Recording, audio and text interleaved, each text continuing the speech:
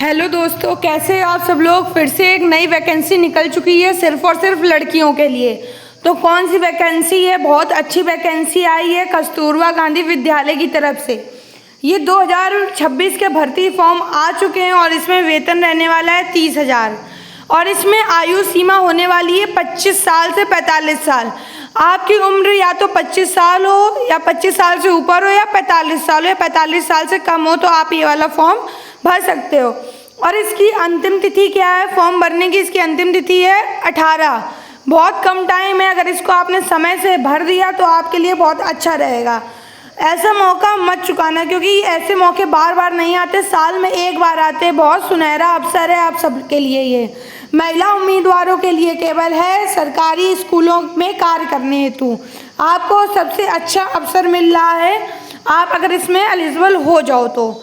इसमें क्या है, चलिए फिर पीडीएफ से बताते हैं इसमें कौन कौन सी पोस्टिंग आई हुई है। इसमें आपको देखने को मिलेगा प्रधानाचार्य की पोस्टिंग मिलेगी, पीजीटी हिंदी, आप इंग्लिश पढ़ा सकते हो। इसमें रसायन विज्ञान यानी कि केमिस्ट्री, भौतिक विज्ञान यानी कि फिजिक्स एंड जीव विज्ञान यानी कि बायोलॉजी, और आप मैथ्स पढ़ा सकते हो, कंप्यूटर पढ़ा सकते हो। इसमें आपको इतनी सारी जॉब्स देखने को मिल जाएंगी इसमें पूरी की पूरी। एंड उसके बाद आप लैब आर्टिस्ट की इसमें जॉब कर सकते हो, लिपिक की जॉब कर सकते हो, सहायक रसोइया की जॉब कर सकते हो एंड चौकीदार, ये सारी जॉब आपको इसमें देखने को मिल जाएंगी। और इसमें क्या क्या मान्यता, क्या चाहिए क्या नहीं, अभी सब मैं बताऊंगी आप लोगों को। इसमें क्या है, प्रधानाचार्य के लिए अब आपको क्या क्या चाहिए इसके लिए अब मैं आपको बताने वाली हूँ। इस वीडियो को बिल्कुल भी छोड़ के मत जाना, और कौन सी डिस्ट्रिक्ट से आप ये वीडियो देख रहे हो ज़रूर कमेंट बॉक्स में एक कमेंट छोड़ के जाना, मुझे भी पता चले कि आप लोग कहाँ कहाँ से मेरी वीडियो देख रहे हो। यानी कि अब प्रधानाचार्य के लिए आपको क्या चाहिए, अगर आपको प्रधानाचार्य के लिए एलिजिबल होना है तो आपने मास्टर कर रखा हो, पीजी कर रखा हो, और उसके बाद आपको 4 ईयर का एक्सपीरियंस हो क्लास 9 to 12 पढ़ाने का। एंड आपकी एज कितनी होनी चाहिए? प्रिंसिपल के लिए आपकी एज होनी चाहिए 30+। एंड फोर्थ क्या है, आपको बीएड कर रखा होना चाहिए। आपने अगर बीएड कर रखा होगा तो आपको ये जॉब के लिए आप एलिजिबल हो जाओगे। इसलिए आपको ये, अगर आपको प्रिंसिपल बनना है तो ये आपको चारों चीज़ें आपकी होनी चाहिए, तभी आप एक प्रिंसिपल की पोस्ट के लिए एलिजिबल होंगे। एंड उसके बाद अगर आपको पीजीटी गणित, अगर आपको मैथ्स के लिए टीचर बनना है आपको, तो आपको क्या करना, आपको एमए आपने कर रखा हो एंड एमएससी कर रखा हो, और प्रशिक्षित मतलब आपने बीएड कर रखा हो, तभी आप मैथ्स के लिए फॉर्म भर सकते हैं, मैथ्स टीचर के लिए। एंड आपको अगर केमिस्ट्री के फॉर्म भरना है तो आपको वनस्पति विज्ञान अथवा जंतु विज्ञान कर रखा होना चाहिए आपने एमएससी से। एंड इसमें भी बीएड आपकी अनिवार्य है। जिसमें प्रशिक्षित लिखा है उसमें आपको बीएड जरूर से जरूर कर रखा होना चाहिए। एंड इसमें वनस्पति विज्ञान एंड जंतु विज्ञान भी आपको कर रखा होना चाहिए, तभी आप इसके लिए एलिजिबल हो गए। एंड मैथ्स के लिए मैंने बता ही दिया, एमएससी कर रखा होना चाहिए एंड बीएड भी कर रखा होना चाहिए, तभी आप इसके लिए एलिजिबल होंगे। अब क्या, रसायन विज्ञान यानी कि फिजिक्स। अब क्या फिजिक्स में क्या है, आपको क्या कर रखा होना चाहिए, यहाँ पे आपको रसायन विज्ञान एमएससी से कर रखे होने चाहिए। एंड इसमें भी आपकी बीएड होनी अनिवार्य है, इसमें आप बीएड कर रखे होंगे तभी आप कर सकते हैं।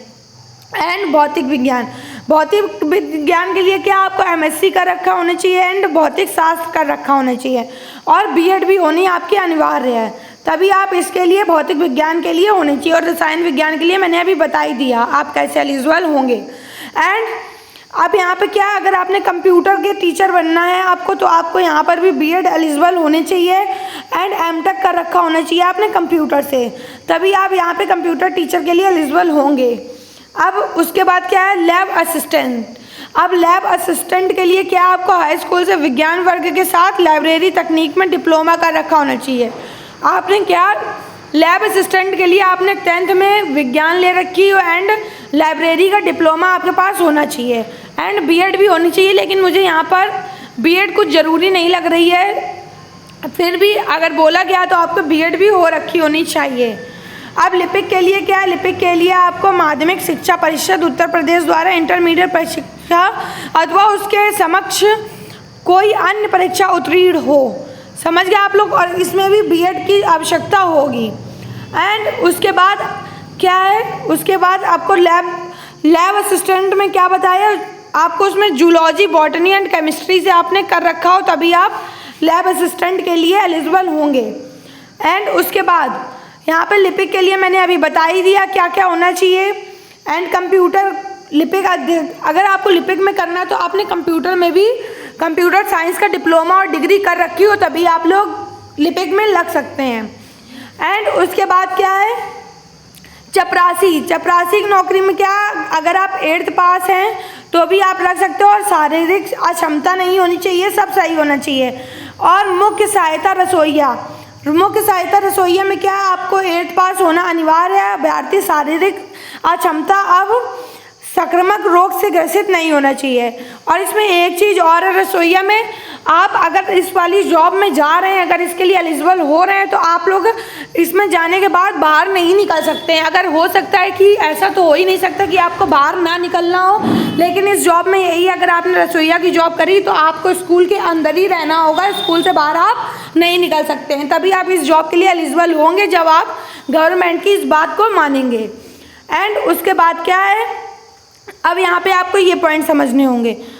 उक्त समस्त पदों पर मात्र महिला अभ्यर्थी का ही आवेदन स्वीकार होगा। यहाँ पे केवल आपको मैंने पहले ही बता दिया था कि लड़कियाँ ही केवल यहाँ पर कर सकती हैं, फॉर्म फिलअप कर सकती हैं। एंड सेकंड पॉइंट, आवेदन पत्र साफ अब सुंदर अक्षरों में साफ हस्तलिखित होना चाहिए, यानी कि जो भी आपने आवेदन पत्र बनाया वो हस्तलिखित यानी कि आपके हाथों से लिखा होना चाहिए। अब थर्ड पॉइंट, पूर्णकालिक शिक्षिका मुख्य रसोइया सहायता रसोइयों के लिए विद्यालय परिषद में छात्राओं के साथ अनिवार्य रूप से निवास करना होगा। जैसा कि मैंने अभी बताया ही था कि अगर आपको रसोइया बनना है तो आपको वहीं पर निवास करना होगा, वहीं पर रहना होगा, तो यही बात यहाँ पर लिखी हुई है। अब फोर्थ पॉइंट, आवेदन पत्र के लिफाफे पर उधर स्पष्ट गोटे अक्षरों में आवेदिक पद का नाम, आरक्षण श्रेणी, यानी कि आपने जिस पद के लिए आवेदन किया है, जिसके लिए जो किया वो सब आपका बिल्कुल एकदम स्पष्ट रूप से लिखा होना चाहिए। उपयुक्त समस्त पद पर एक शैक्षिक सत्र अर्थात 11 माह 29 दिन अथवा सब कुछ लिखा होना चाहिए, यानी कि जब आप पोस्ट ऑफिस पर पोस्ट करना जाएंगे तो आपको सब कुछ लिखा होना चाहिए यहाँ पर। अब इसके बाद क्या है, 8th पॉइंट, स्वयं का पता लिखा हो, लिफाफे में 50-50 रुपये का डाक टिकट लगाकर संलग्न करें, यानी कि आपको एक डाक टिकट करनी, यहाँ पे आपको 50 रुपये का टिकट लगाना है, यहाँ पे अपना नाम पता सब कुछ लिखना है।